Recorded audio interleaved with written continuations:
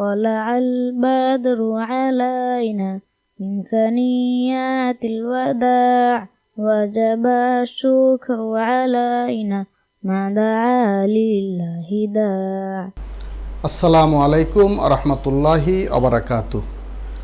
সুপ্রিয় দর্শক শ্রোতা, কাছেও দূরে, দেশে ও বিদেশে যারা যেখান থেকে এই অনুষ্ঠান দেখছেন সকলকে আন্তরিক মোবারকবাদ জানাচ্ছি। প্রিয় দর্শক শ্রোতা, ইসলামের 5টি মূল স্তম্ভের অন্যতম হল রমজান।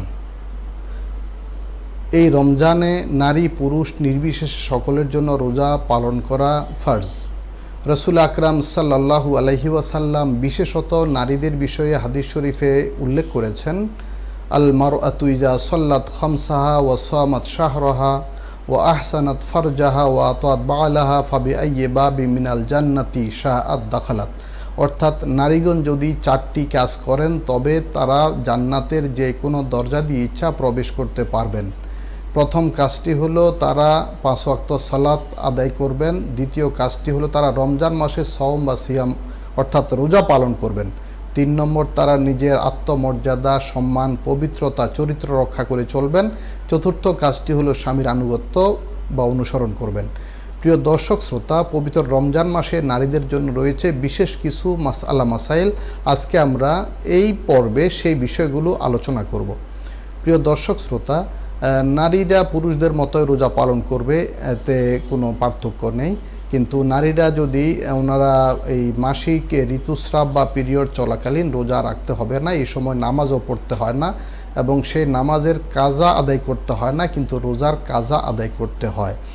যদি কোনো নারী রোজা অবস্থায় তিনি পিরিয়ড শুরু হয়ে যায়, তখন সেদিন ওনার আর রোজা হবে না, কিন্তু তিনি পানাহার না করে সন্ধ্যা পর্যন্ত থাকবেন। এই রোজাটিও তিনি পরে কাজা আদায় করতে হবে।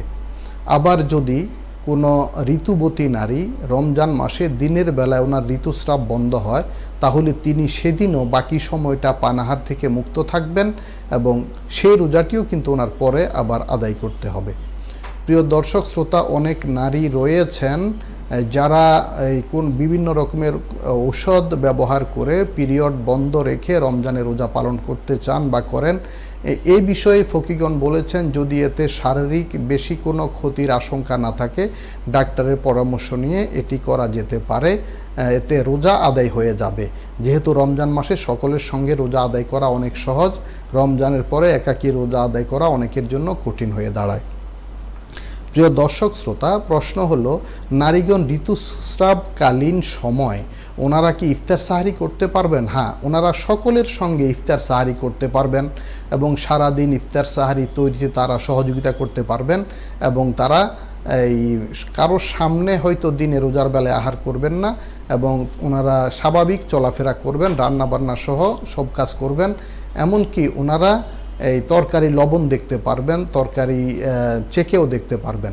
এবং শুধু ঋতুবতী নারী নন, সকল নারী ওনারা যখন রান্নাবান্না করেন রোজা অবস্থায়, যিনি রোজা রেখেছেন তিনিও কিন্তু তরকারির লবণ চেখে দেখতে পারবেন, এতে রোজা ভাঙবে না।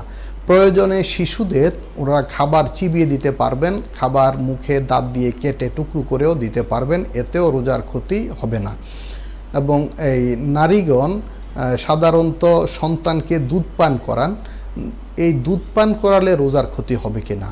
না, নারীগণ সন্তানকে, শিশুকে দুধ পান করালে রোজা ভাঙবে না, রোজার কোনো ক্ষতি হবে না। প্রিয় দর্শক শ্রোতা, এই ঋতুস্রাবের সাথে আরেকটি প্রশ্ন প্রাসঙ্গিক, যে অনেক নারীর এই মাসে 3 দিন থেকে 10 দিনের অধিক সময় যদি ঋতুস্রাব চলতে থাকে, যাকে ফিকহের কিতাবে ইস্তেহাজা বলা হয়, এটি হাইজ নয় তবে হাইজের মতো, মানে ঋতুস্রাব নয় কিন্তু ঋতুস্রাবের মতো মনে হয়, সেই সময় তারা উজু গোসল করে পাক পবিত্র হয়ে নামাজ রোজা আদায় করবেন এবং সেটি তার অপবিত্র অবস্থা ধরা হবে না। কোনো মহিলা যদি সন্তান প্রসব করেন, সন্তান প্রসবের পরে যে রক্তক্ষরণ হয় তাকে নিফাস বলা হয়, যে প্রসব উত্তর স্রাব। এই সময় তারা নামাজ পড়তে পারেন না এবং রোজাও রাখতে পারেন না। নামাজগুলো কাজা আদায় করতে হবে না, রোজাগুলো পরে অবশ্যই কাজা আদায় করতে হবে। এই প্রসবোত্তর স্রাবের সর্বনিম্ন কোনো সময় নির্ধারিত নেই। এটি খুবই অল্প সময় হতে পারে, 2-1 ঘন্টা হতে পারে, 2-1 দিন হতে পারে, অথবা সর্বোচ্চ 40 দিন পর্যন্ত হতে পারে, তবে 40 দিনের অধিক নয়। 40 দিনের অধিক সময় যদি রক্তক্ষরণ চলমান থাকে তাহলে অজু গোসল করে পাক পবিত্র হয়ে নামাজ রোজা আদায় করতে হবে। আর যদি এর মধ্যে তার কম সময়ে যদি রক্তক্ষরণ বন্ধ হয় যখনই রক্তক্ষরণ বন্ধ হবে তখনই অজু গোসল করে পবিত্র হয়ে রোজা পালন করতে হবে।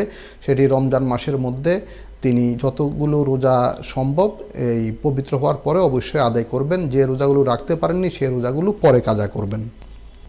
প্রিয় দর্শক শ্রোতা, কোনো গর্ভবতী নারী যদি রোজা পালনের কারণে সন্তানের সমূহ ক্ষতির সম্ভাবনা থাকে এবং বিজ্ঞ চিকিৎসক যদি তাকে রোজা থেকে বিরত থাকার কথা বলেন তবে তিনি রোজা থেকে বিরত থাকবেন। আর যদি সম্ভব হয় তিনি রাতের বেলায় সন্ধ্যা থেকে এই সাহারির সময় পর্যন্ত ওনার প্রয়োজনীয় ওষুধপথ্য গ্রহণ করে উনি সুস্থ থাকতে পারেন তবে অবশ্যই রোজা পালন করবেন। প্রিয় দর্শক, আসুন আমরা এই সর্ব অবস্থায় আল্লাহর হুকুম নবীজির সুন্নাতের উপরে চলার চেষ্টা করি এবং আমরা সকল এবাদাত ভালোভাবে তাকওয়া ইখলাসের সাথে আমল করি। আল্লাহ রব্বুল আলামিন আমাদের সেই তৌফিক দান করুন। আমিন। আসসালামু আলাইকুম রহমতুল্লাহি ওয়া বারাকাতুহু।